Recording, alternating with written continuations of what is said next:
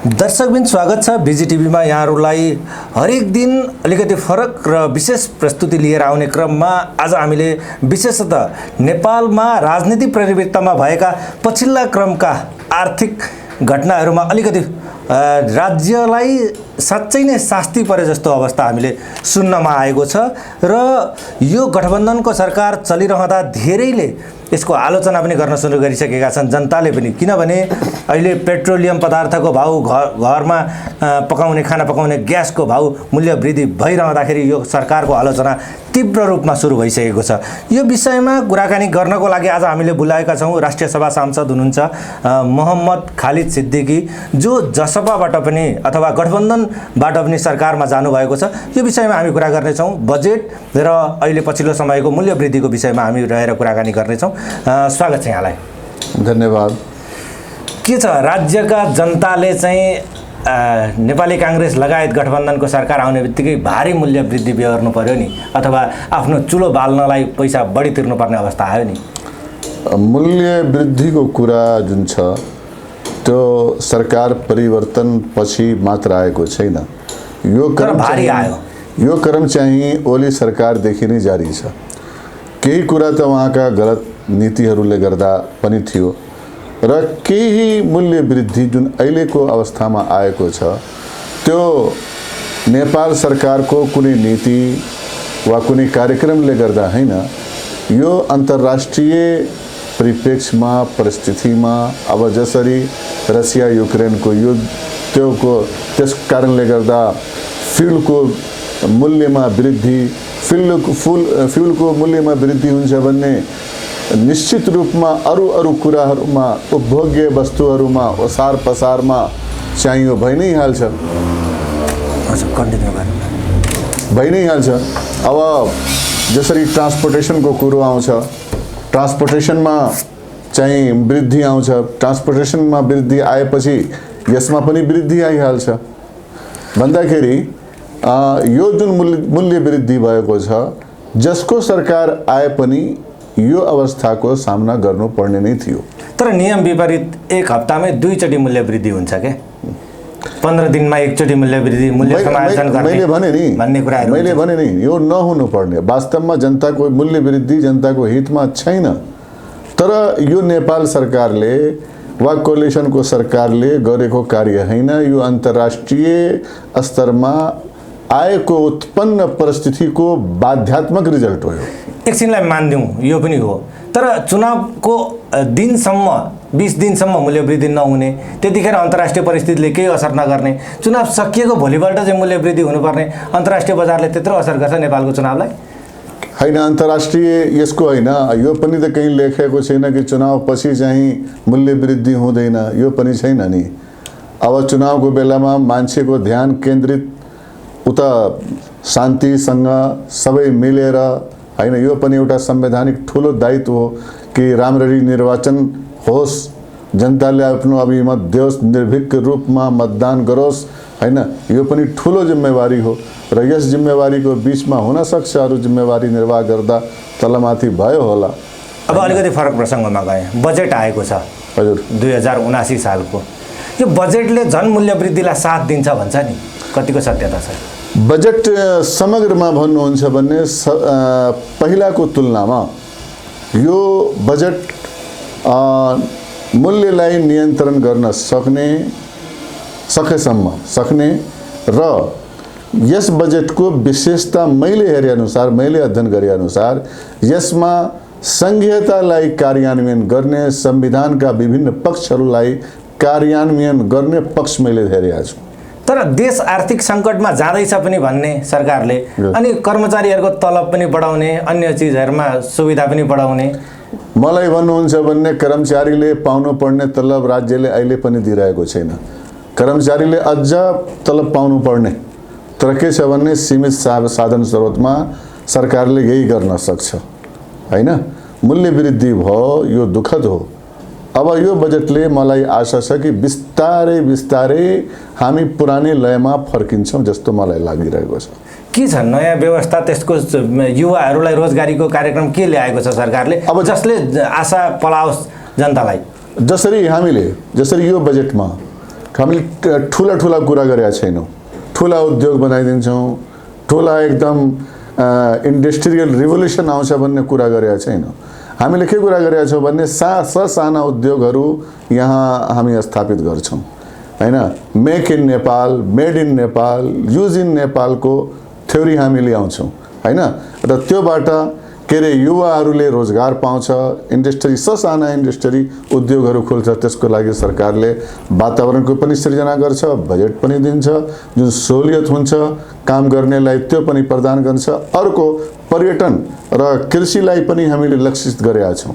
यदि हामीले यो दुई क्षेत्रमा यदि हामीले सफलता पायौँ भने अवश्य नै देशको आर्थिक स्थिति अलि बलियो हुन्छ र हामी समृद्धितिरको यात्रा हामी गर्नेछौँ।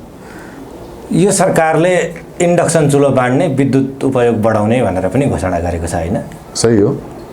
तपाईको गाउँमा एउटा गरिब मुस्लिमले, मानौ एकछिनको लागि मैले भनिहालेँ, एउटा गरिब मुस्लिमले इन्डक्सन चुलो पायो एकछिनको लागि मानिलिनुहोस्, त्यसमा पकाउने भाँडाकुँडा पनि त त्यो इन्डक्सनलाई अलिकति फरक चाहिएला। त्यो भाँडाकुँडा अलिकति महँगो छ, यहाँलाई जानकारी छ नि? सही हो। भनेपछि एउटा इन्डक्सन चुलो 4000, 5000, 6000 रुपियाँको इन्डक्सन चुलो उसले सित्तैमा पायो सरकारबाट। 10,000 रुपियाँको भाँडाकुँडी किन्न सक्ला उसले त्यसमा पकाउने?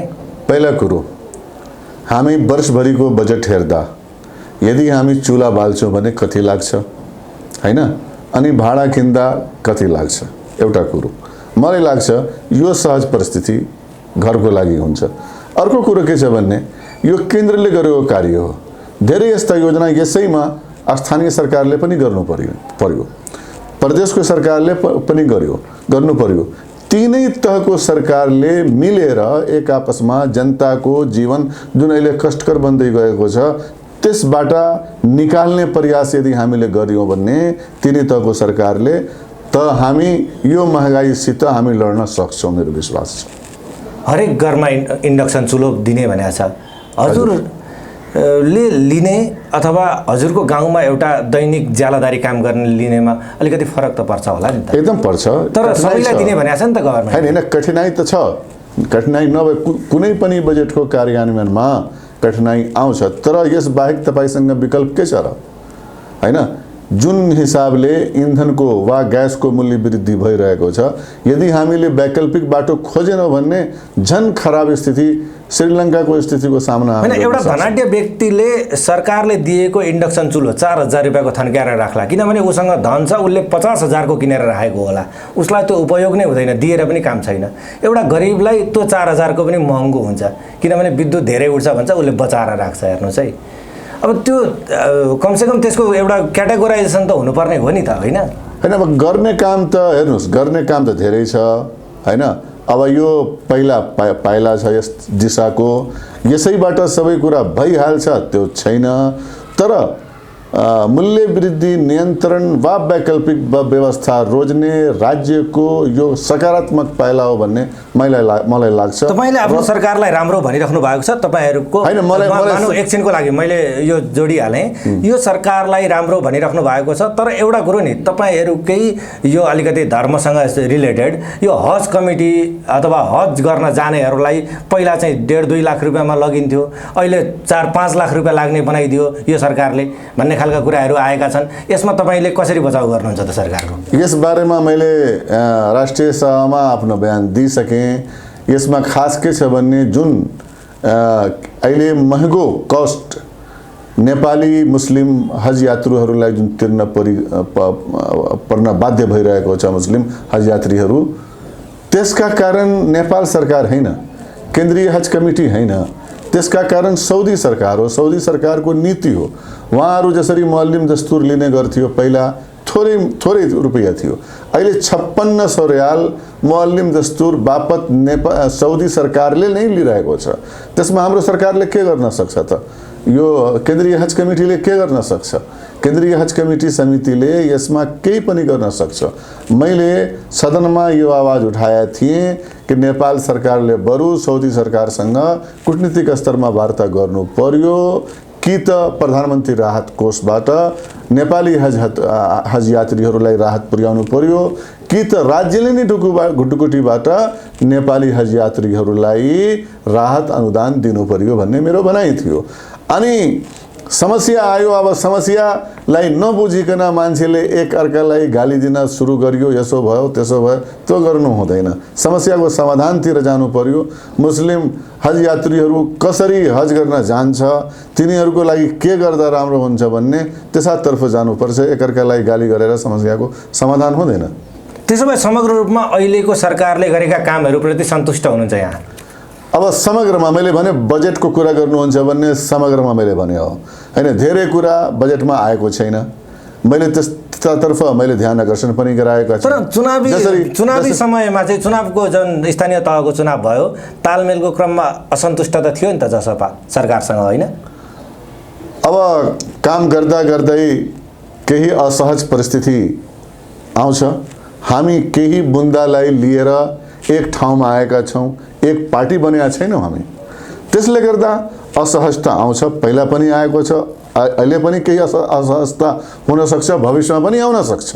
हामी मिलेर एउटा के अरे राम्रो बाटो रोजिरहेका छौँ, हामीलाई लाग्छ। अब यसमा जुन असहज परिस्थिति आउँछ, हाम्रा शीर्ष नेताले त्यसलाई मिनिमाइज गर्दै जान्छ। तर नेकपा एमाले अध्यक्ष केपी ओलीले बजेटको बारेमा के भन्नुभएको छ सुन्नुभएको छ नि यहाँले? अब उहाँको भनाइलाई धेरै यसोले जोकको रूपमा लिन गर्नेछ, हैन? अब त्यसले गर्दा मेरो अब ठुलो नेता म बढी टिप्पणी गर्न चाहदैन।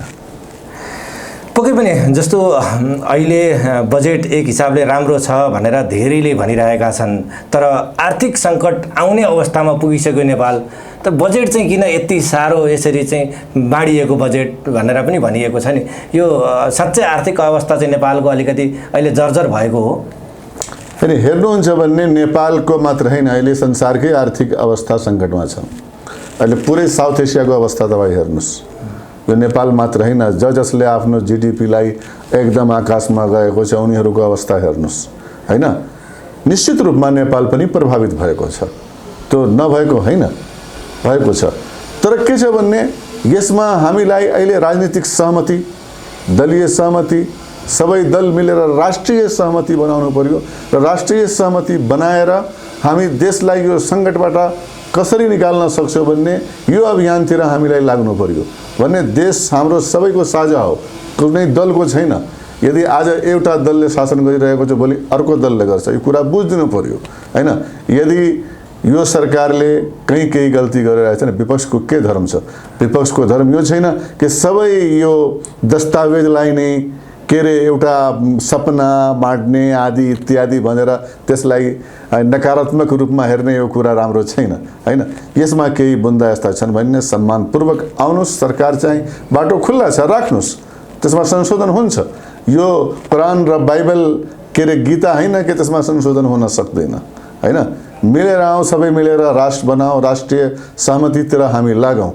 न तर लाग्दैन भन्ने देश र व्यवस्था, जनताको दलमाथि र नेताहरूको माथि आस्था जुन छ गुम्दै जान्छ एकअर्काको गाली सुन्दा।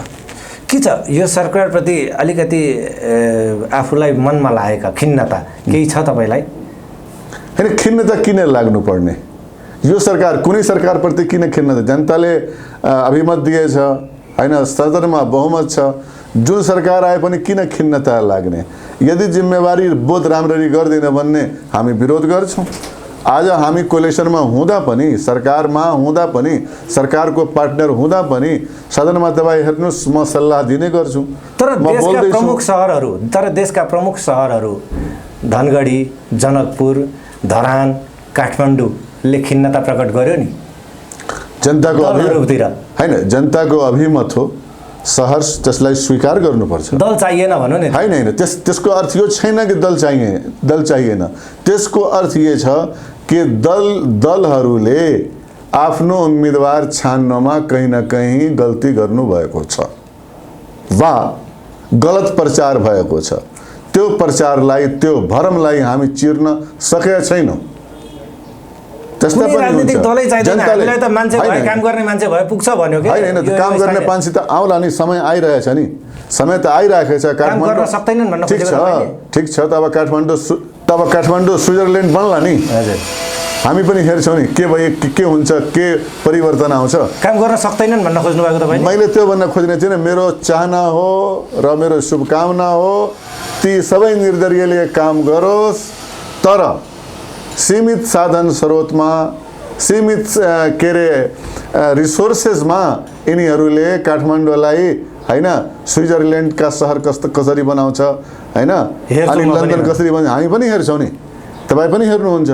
पक्कै पनि महत्त्वपूर्ण समय दिनुभयो, यहाँलाई धेरै धेरै धन्यवाद। धन्यवाद, थ्याङ्क यू।